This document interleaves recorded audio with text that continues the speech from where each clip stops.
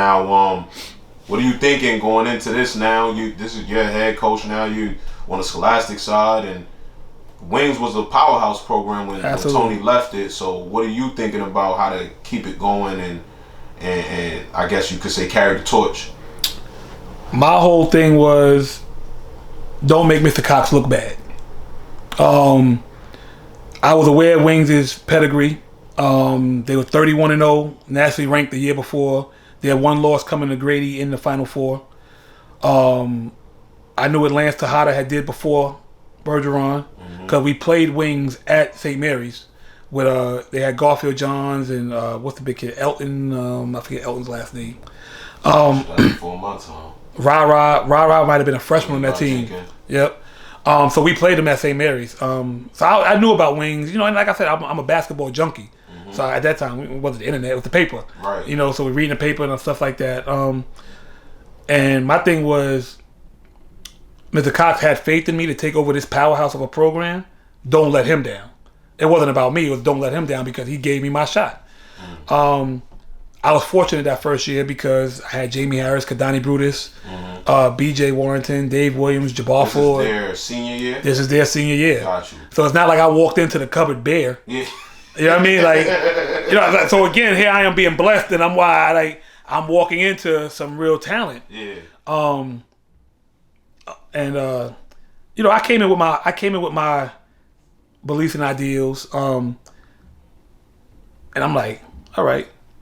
Some of it worked, some of it didn't. So, in an adjustment period, I think we won 20 games that year. We lost our first game to the High. And at that time, the PSAL used to have a tip-off classic. We lost to the High, and then we lost our last game to the High in the Final Four. I learned really quickly how much of a bad boy Jamie Harris was. Well, can I ask you this? Was there any immediate differences that you noticed, being that you coached in the Catholic, whether it was Catholic in Long Island and Catholic in the city the years prior, and now you're coaching public, so you're seeing public schools every night as opposed to seeing Catholic schools every night. Was there any differences or contrasting styles immediately that were evident to you? Absolutely. So, me, young coach coming in, I have my beliefs. Like, okay, we're going to do it this way. So I came in, Burgess' style was fly up and down the floor and shoot threes. That wasn't my style, right? So at first, Kadani struggled with what I was trying to implement. So I had to figure out, like, this kid was getting 50 off the bench.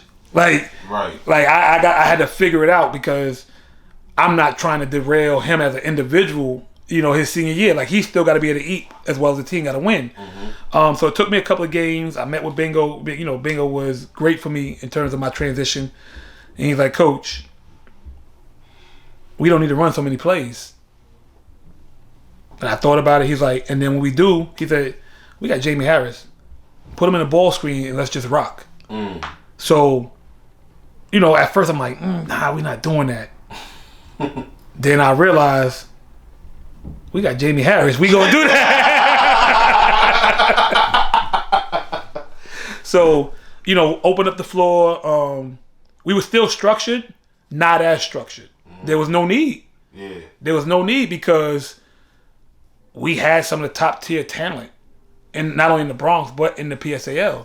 So that's where I kind of transitioned as a coach somewhat, whereas let your players play. Right. Have your structure, have your balance, have your principles, but allow your players to play. Right. So now you say Jamie Harris is a bad boy, so I'm pretty sure as a coach you've seen him put on some pretty miraculous performances. So what's some or at least one that really come to your mind as a coach, especially you being a head coach? So like you said, you're trying to really put on, you ain't trying to embarrass Mr. Cox. So what's some of these performances that Harris put on for you in Wings at that time? So there's 3 games that, he had a phenomenal senior year. Jamie Harris was an incredible player. There's 3 games that stood out for me, right? We were playing Urban Peace? Urban Peace. They had some dude. He was wilding. Paul Scotland. Yeah. They had Paul Scotland, right? JUCO dude went to the we're playing them at Urban Peace, and I got my press break and whatever. They scouted us. They wear everything. And we're down like, man, we're down like 14, 16 points. We had no business being down. Energy on the team was bad. Like, players were lethargic. I'm like, what the hell is going on here? So, we go into halftime. You know, I lose my shit. Excuse my language. Bingo stops me from going back out. He's like, Coach, you got to ease up and just let them play. He's like, put the ball in Jamie's hands and tell everybody else to move. So Bingo had this thing. He was like, he would do this to Jamie, and I never knew what it was. This was his sign for calling Jamie Harris, bring your game. Like, it's time for you to take over. So I'm like, what the hell? So that game, he press break went out the window for the rest of the year. Our press break became that year, inbound the ball to Jamie Harris, everybody else go get in a scoring situation. It didn't matter who we played, where we played them, that was the press break. I kid you not. I kid, and he would single-handedly break pressure by himself. So that was one of them games where he came out. What's another one of them games? Wiley at Wiley. You know, Jamie from Harlem. Right. At that time, Wiley had Jiggy Josh. All of Harlem was in there. I'm talking about wilding.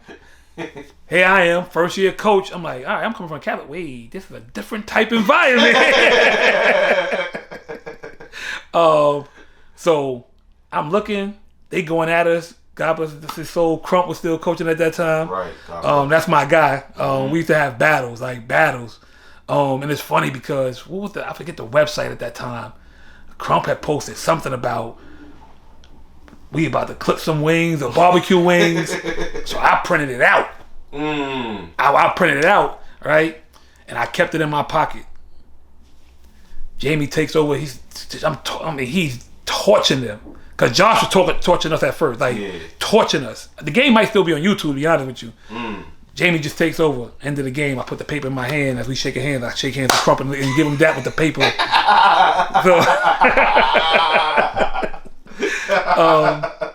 And it's funny because you know what? Crump is a great dude, man. That was the beginning of our friendship, our relationship. You know what I mean? Like, he respected that. You know what I mean? Like, he didn't want to, a lot of dudes would have wanted to fight. You know what I mean? Whatever. Yeah. At that time, I was, a lot younger and dumber. I'm like, whatever's gonna happen, but you're not gonna talk this, and you want. So then that was the beginning of our relationship. But that was another game, and then the Final Four game at St. John's. Who y'all matched up? I'm sorry. Before that, Christ the King. Just when Jamie got mad at me. Nike had the Super 6. That was a mean joint. All week long, I'm figuring out who's going to handle the basketball besides Jamie. They had Malik Booth. Malik Booth was like a one-man destroyer defensively, right? I knew how bad of a boy Jamie Harris was, but my whole week and Jamie's energy was off that week. Like, he never said it until like he came back years later. So he's like, "Yo, coach, I felt a way about the way we practiced that week." So we told him, he's like, "Yo, you didn't think I could get the ball up against Malik Booth?" My bad, Jamie.